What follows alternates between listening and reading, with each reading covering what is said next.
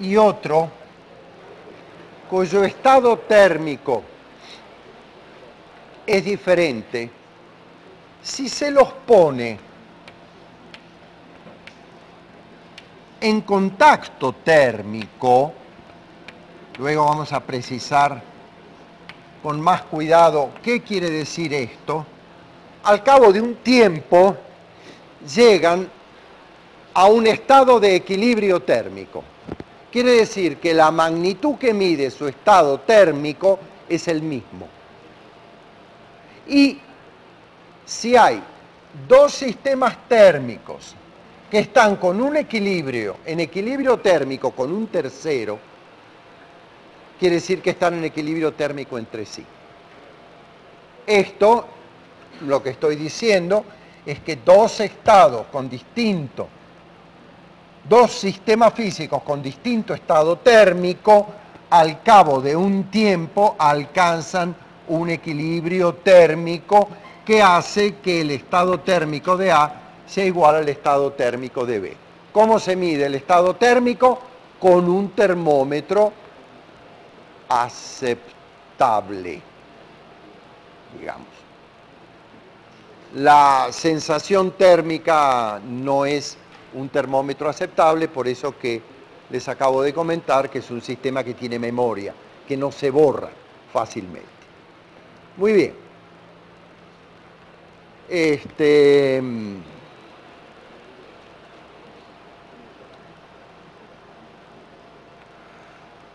Ok, entonces la temperatura es la medida del estado térmico. Después vamos a precisar qué quiere decir esto.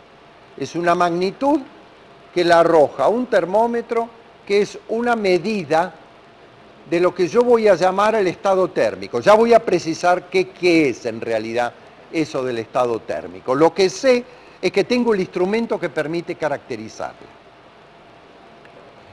Por cierto, la temperatura no es una variable, no es una magnitud física en el sentido canónico del término, en el sentido de la definición de magnitudes físicas. Las magnitudes físicas en general son aditivas. O sea, la masa. Si tengo un cuerpo que tiene una cierta masa y otro que tiene otra masa, la unión de esos sistemas tiene una masa que es la suma de las masas individuales. Si yo tengo un cuerpo que tiene un estado térmico y otro que tiene otro estado térmico, si los pongo en contacto térmico entre sí, llegan a un estado térmico final que no es la suma de estos ni la diferencia de estos. O sea, el estado térmico final no es el estado térmico suma de ambas. O sea, la temperatura no es aditiva. Y eso marca una diferencia importante con otras magnitudes físicas. Muy bien, no voy a hablar mucho más de los estados de los estados térmicos, sí. No voy a hablar mucho más de los termómetros. Pero ustedes me van a creer y después lo van a leer que hay aparatos que se llaman termómetros que caracterizan los estados térmicos. Muy bien. Los estados térmicos en la materia la modifican. Al cambiar el estado térmico de una agrupación de materia, modifica las características de ese sistema de materia. Una de las primeras modificaciones es la dilatación.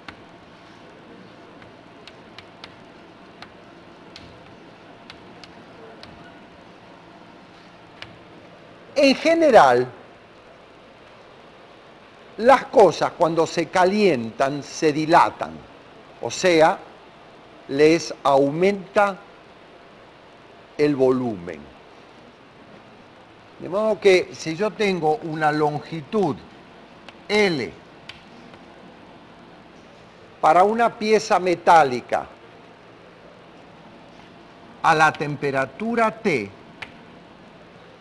si la caliento, o sea, si aumento el estado térmico de esa cosa, se dilata, cambia sus magnitudes y esa dilatación es proporcional a la longitud inicial y al cambio de temperatura.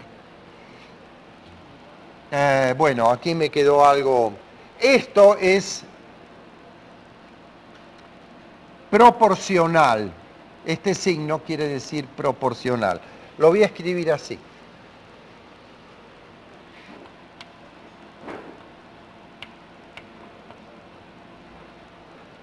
El cambio de longitud que se va a producir por calentamiento es proporcional a la longitud y al aumento de temperatura generado por el calentamiento. Y esa constante de proporcionalidad es lo que se conoce con el nombre de alfa, que es el coeficiente de dilatación.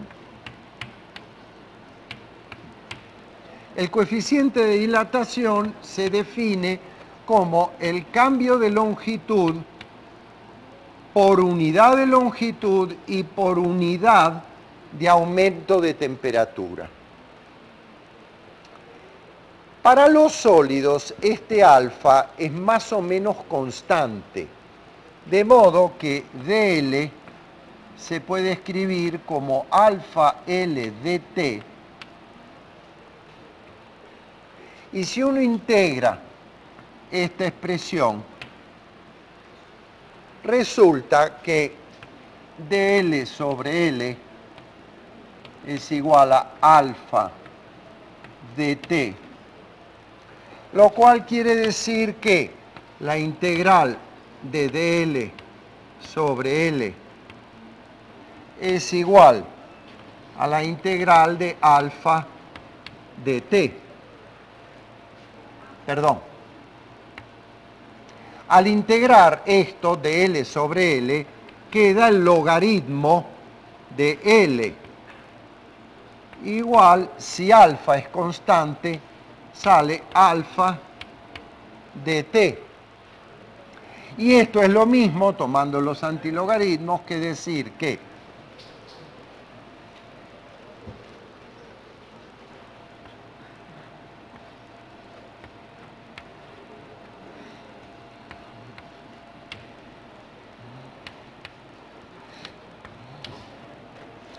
esto es lo mismo que decir que el logaritmo de L sobre L0 es alfa delta t. Y eso, invirtiendo este logaritmo, resulta que L sobre L0 es igual a E a la alfa delta t. Pero alfa en general es muy pequeño para los sólidos. Alfa es del orden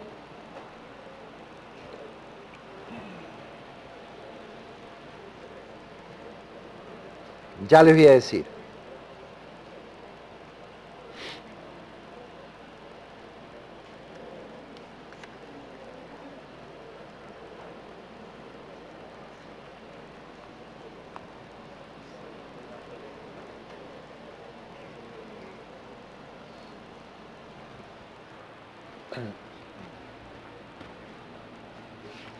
Alfa es del orden de 10 a la menos 5. Es un número muy pequeño para los sólidos. Entonces, esto se puede escribir aproximadamente así, como 1 desarrollando en serie más alfa delta t, con lo cual queda la expresión para la dilatación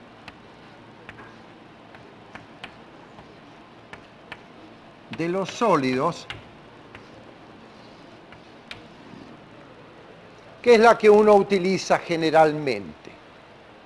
Uno dice, la longitud de un sólido es la longitud inicial por 1 más el coeficiente de dilatación por delta t, donde delta t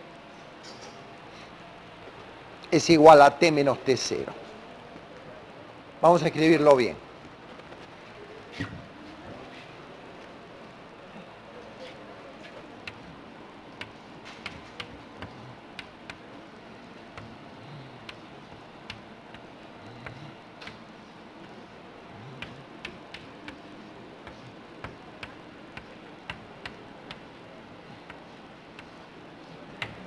Esta es la expresión general para la dilatación de sólidos, donde este coeficiente lo he considerado constante, es una propiedad del material, tiene un cierto valor para el aluminio, tiene un cierto valor para el hierro, etcétera, etcétera.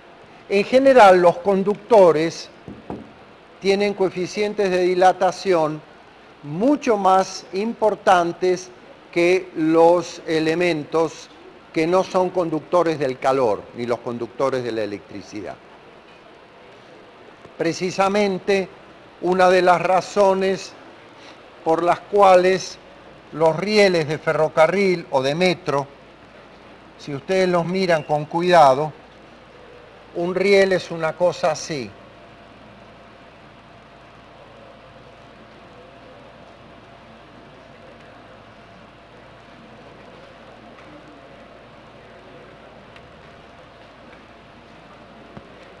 Los rieles tienen más o menos esta forma. Aquí va la sujeción, que generalmente es un clavo de esta forma que lo asienta sobre un durmiente. Esas cosas sobre que ponen los rieles llaman los durmientes. Esta es la pista de deslizamiento donde la rueda donde va a rodar, bueno, en general tiene un cierto ángulo para que la rueda vaya hacia el centro, acá está un poco exagerado. Entonces son piezas metálicas, largas, tienen del orden de varios metros, no me acuerdo cuántas, tienen del orden de varios metros, entonces cuando los colocan, siempre dejan en los extremos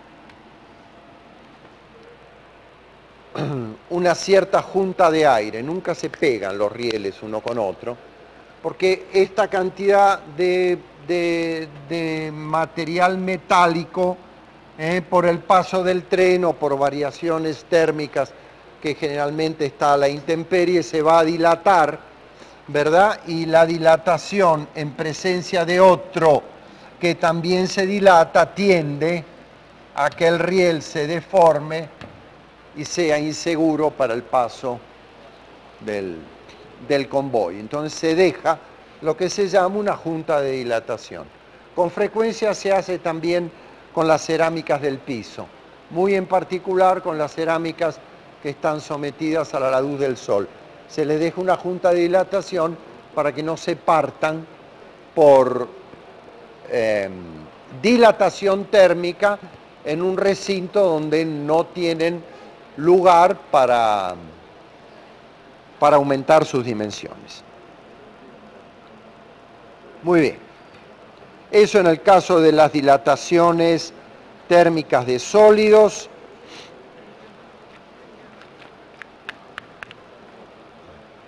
Que tema que yo voy a pasar rápidamente.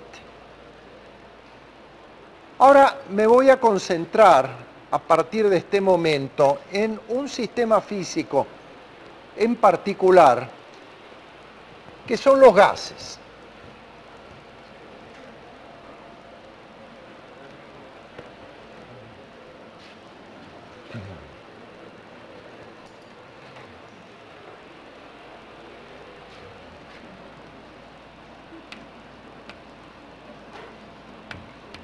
Los gases son una forma en la cual se presenta la materia de particular importancia, entre otras muchas razones, por la que los gases forman la base del mecanismo a través del cual voy a extraer energía de un sistema. Los gases son, en última instancia, los que hacen funcionar un motor a explosión. O lo mejor conocido como una máquina térmica, una locomotora, un motor a explosión, se llaman máquinas térmicas, son máquinas que funcionan con las expansiones de gases. Entonces, hay que empezar a mirarlos con respeto, porque de sus propiedades yo voy a extraer movimiento. O sea, voy a extraer, esa es la idea, energía cinética. Obviamente, si del gas voy a extraer energía cinética, me va a convenir tenerlo encerrado en un recinto en el cual el gas pueda cambiar de volumen, porque va a ser precisamente el cambio de volumen de gas el que va a dar lugar a la energía cinética que va a permitir que yo luego la canalice mediante un procedimiento mecánico adecuado en traslación de un vehículo. Entonces, con frecuencia los gases yo los voy a presentar así, encerrados en un cilindro que tiene una tapa móvil. Esa tapa móvil se llama el pistón. Es una tapa que puede subir y bajar de este cilindro, con lo cual el recipiente donde está encerrado el gas tiene un volumen variable. Para los gases, tradicionalmente, se eligieron las siguientes variables termodinámicas: la presión, que se distribuye uniformemente en el seno del gas, el volumen, la temperatura y la masa encerrada. Entonces, conocemos el concepto de presión, fuerza por unidad de área en el recinto que ocupa el gas. Conocemos el concepto de volumen, las dimensiones del recinto donde se encuentra encerrado el gas. Por ejemplo, en este cilindro, el área de la base por esta altura. Ese es el volumen donde tengo encerrado el gas. Conocemos, más o menos, más menos que más todavía, el concepto de esta variable que la llamo la temperatura, que es la medida del estado térmico del gas. Y M es la masa total de gas encerrado. Alguno de ustedes me puede decir, bueno, pero un momento, porque ¿la presión dónde? Si hemos estudiado que la presión es igual a la presión en la superficie más la densidad por G por Y menos, bueno, por la altura. Entonces, ¿dónde? ¿La presión dónde? Bueno, en realidad la presión en todas partes, porque este delta para los gases es muy pequeño.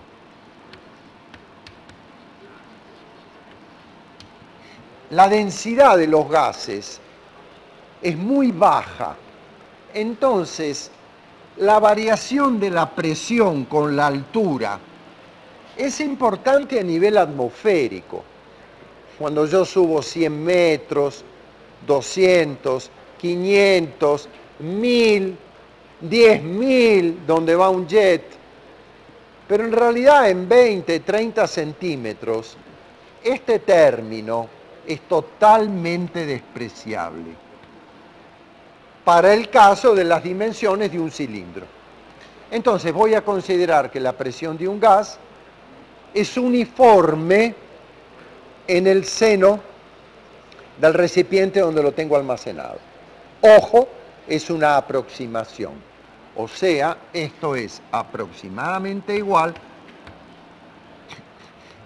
a la presión en la superficie, que es lo mismo que en cualquier parte. No es lo mismo si fuera un líquido, de ninguna manera, de la densidad es mucho mayor. Por otra parte, los líquidos son incompresibles, así que es muy poco lo que yo le voy a poder sacar a un líquido de variación de volumen. Muy bien. Cuando uno hace una descripción clásica del comportamiento termomecánico de un gas, o sea, cómo cambia lo que se llaman sus variables de estado, déjenme precisar esto, P, V, T, son las llamadas variables de estado.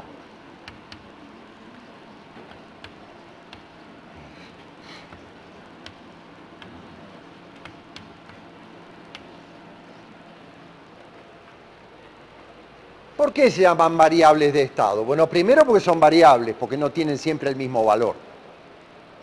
Porque si yo empujo acá arriba y disminuyo el volumen que ocupa el gas, recuerde que son altamente compresibles, a los gases se los puede comprimir y reducen mucho su volumen, va a aumentar la presión en el recinto, probablemente cambie la temperatura. Quiere decir que para distintos estados, las variables P, V y T tomarán distintos valores. Y un estado particular del gas se caracteriza por un valor particular de estas variables.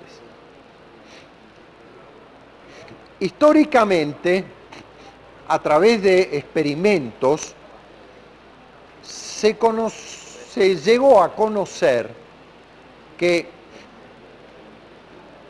las variables de estado están ligadas entre sí, no son independientes.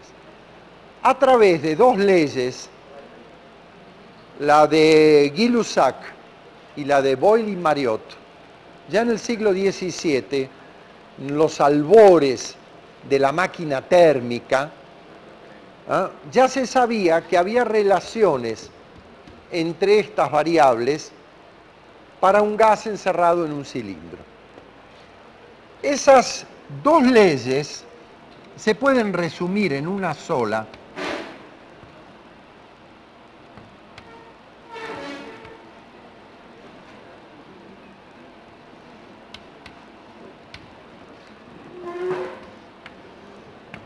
que es la siguiente. En un estado de equilibrio,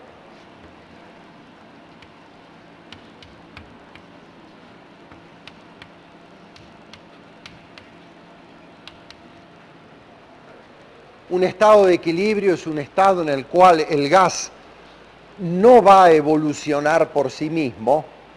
Obviamente no es un estado de equilibrio, un estado en el cual yo venga con un soplete, caliente este vértice, con lo cual la temperatura no va a estar uniformemente distribuida.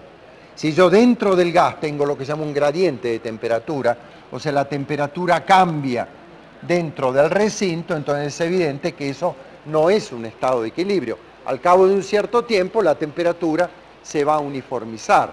De la misma manera, si doy un jalón hacia arriba de este pistón, voy a generar en la parte superior un vacío, de modo que la presión en la parte de arriba no va a ser igual a la presión en el medio, y el gas va a llevarle un cierto tiempo ocupar esa zona que le han dejado libre, de modo que hasta que no la ocupe, no tengo una distribución uniforme de presión en todo el volumen.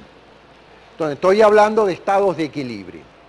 Los estados de equilibrio en un gas satisfacen más o menos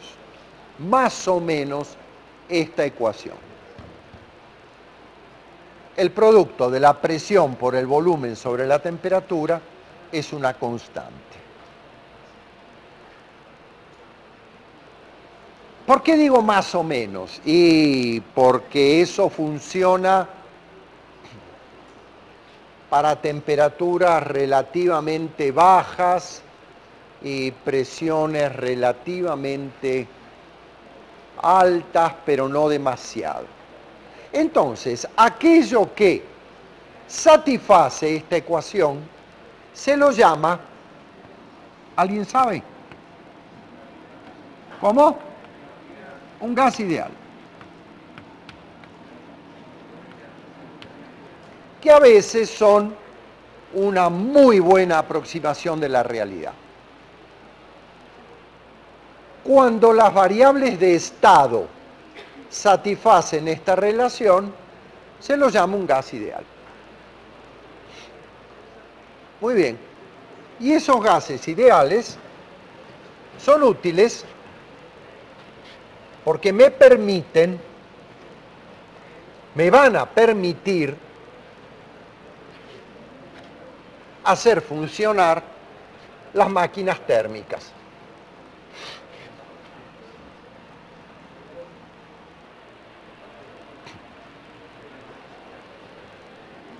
Vamos a hacer un ejemplo.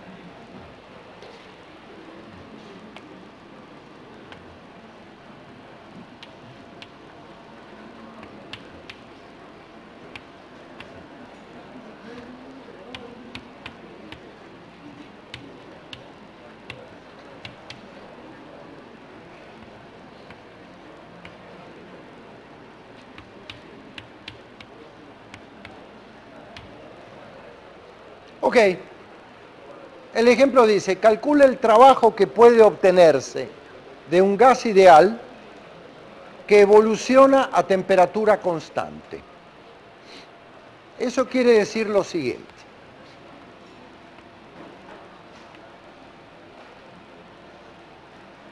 Tengo acá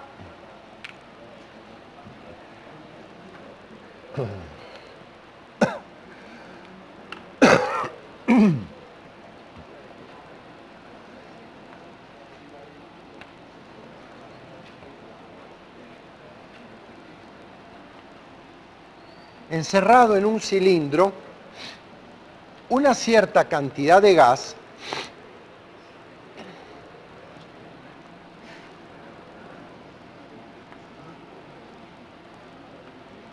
que está en contacto con un depósito a temperatura T0.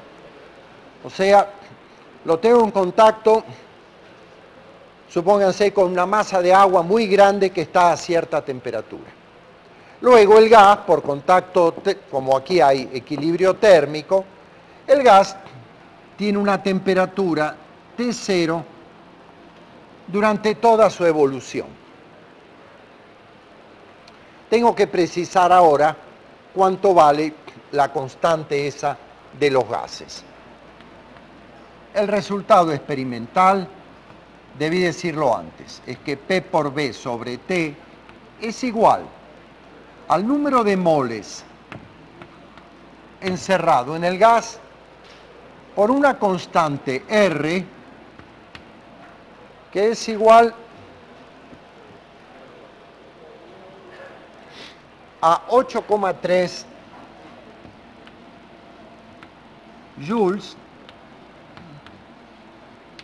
sobre mol, mol quiere decir número de moles, grado Kelvin. Y N es el número de moles que tengo encerrado dentro del gas. Dos palabras acerca del número de moles.